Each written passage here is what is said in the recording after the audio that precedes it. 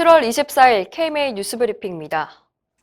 어제 당정이 발표한 의사증원 방안의 골자는 지역의료와 필수의료, 공공의료에 종사할 의사를 배출하기 위해서 내년부터 10년 동안 매년 400명씩 의대 정원을 총 4,000명 늘린다는 겁니다. 구체적으로 내년부터 지역의사 선별 전형으로 300명을 뽑는데 이걸로 입학한 학생은 장학금을 지급받고 의사 면허를 취득한 후에는 대학이 위치한 지역 내에서 10년간 의무적으로 일해야 합니다. 나머지 100명은 역학조사관 등 전문 분야와 바이오메디칼 등의 의과학 분야에 각각 50명씩 의대 정원이 배정됩니다. 이 같은 정원 확대와는 별개로 현재 의대가 없는 지역에 2024년 개교를 목표로 공공의대도 설립할 계획입니다.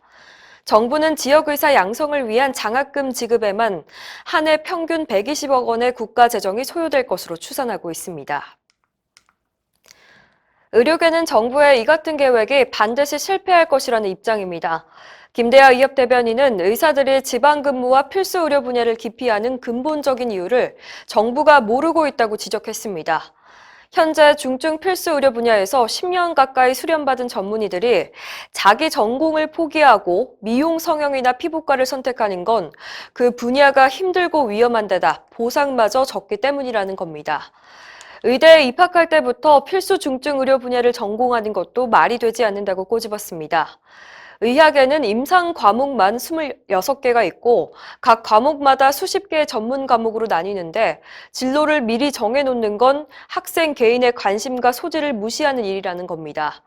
10년간 의무 복무 역시 지역에 묶여있는 의사가 자기 능력을 제대로 발휘할지 의문이고 해당 지역 주민 입장에서도 이런 의사한테 진료받는 건 불쾌한 일이 될 것이라고 지적했습니다. 김 이사는 공공의료 강화를 위해서 정부는 가장 쉬운 길을 선택했다며 과거 의학전문대학원 도입처럼 의사 증원 계획 역시 실패로 끝날 것이라고 강조했습니다. 갑작스런 의대 정원 확대 발표에 의학교육계도 들썩이고 있습니다. 당장 2022학년도부터 시행한다는데 준비 시간이 많지 않아서 고민이 많습니다. 한국의과대학 의학전문대학원협회 한희철 이사장은 교육계와 아무런 논의 없이 정책을 추진하는 건 과격하다며 정원을 어떻게 배정할 것인지 당황스럽다고 말했습니다. 한 의대 학장은 보건의료에 대한 종합계획이나 합의 노력도 없이 덜컥 의대 정원을 늘렸다면서 파생될 문제가 많아서 우려된다고 말했습니다. 의대생들의 반발은 더 거셉니다. 대한의과대학 의학전문대학원 학생협회 조승현 회장은 입법 만능주의가 가져온 아마추어 정책이라며 집단 휴학을 하자는 의견도 나오고 있다고 전했습니다. 시민사회 단체들 역시 정부의 의사인력 확충 방안에 반발하고 있습니다. 경제정의실천 시민연합은 어제 성명을 통해서 소수 인사가 독점에 만든 일방적인 정책으로는 의료계 반대를 극복하기 어렵고 공공의료 강화에 대한 요구도 반영하기 어렵다고 밝혔습니다.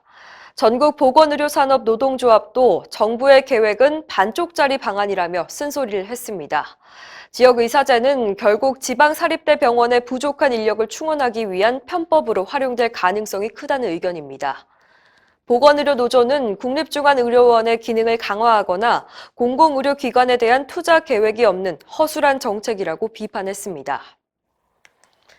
대한의사협회가 전국 의사회원들에게 정부의 호흡기 전담 클리닉 제도에 참여하지 말 것을 요청했습니다.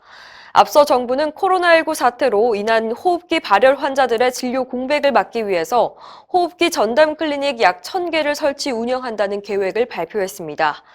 이 방안은 원래 의료계가 먼저 제안한 건데요. 정부가 제도를 설계하는 과정에서 의료계 의견을 반영하지 않아서 본래 취지와 목적이 왜곡됐다는 게 의협의 판단입니다. 특히 전화 상담 같은 비대면 진료가 포함돼 있어서 재검토가 필요하다는 입장입니다. 의협은 전문가 의견을 반영하지 않은 채 명확한 설명도 없는 상황에서 협조와 참여는 불가능하다고 밝혔습니다. 이상으로 뉴스브리핑을 마칩니다. 자세한 사항은 의협신문을 참고하시길 바랍니다.